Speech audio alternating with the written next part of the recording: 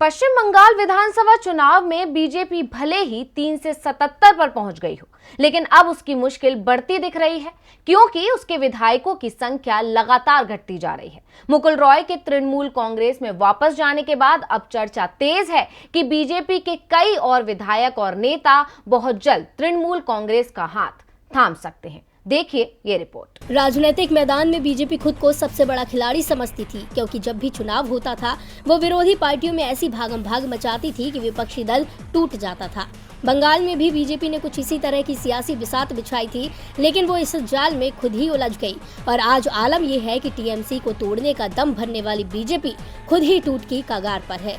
और क्योंकि मुकुल रॉय के तृणमूल कांग्रेस में वापस जाने के बाद अब चर्चा तेज है कि बीजेपी के कई और विधायक और नेता बहुत जल्द तृणमूल कांग्रेस का हाथ थाम सकते हैं।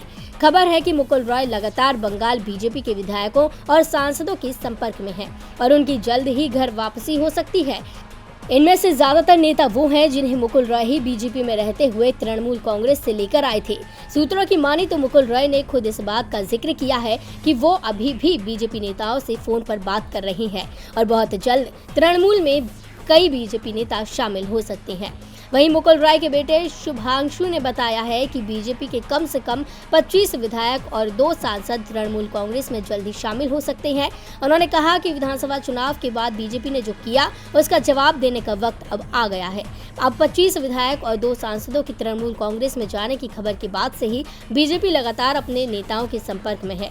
बीजेपी की कोशिश है कि उसके नेता पार्टी छोड़कर किसी भी दूसरे दल में शामिल ना हो। अब भले ही बीजेपी नेताओं को अपनी डोर से बांधने की कोशिश कर रही है, लेकिन अगर ये डोर टूटी तो 77 वाली पार्टी की संख्या 50 भी नहीं रह जाएगी। यानी बीजेपी जिस मजबूत विपक्ष का दावा ठोक रही थी और वो भी बेदम हो जाएगा और सूबे में केवल दीदी का राज रह जाएगा।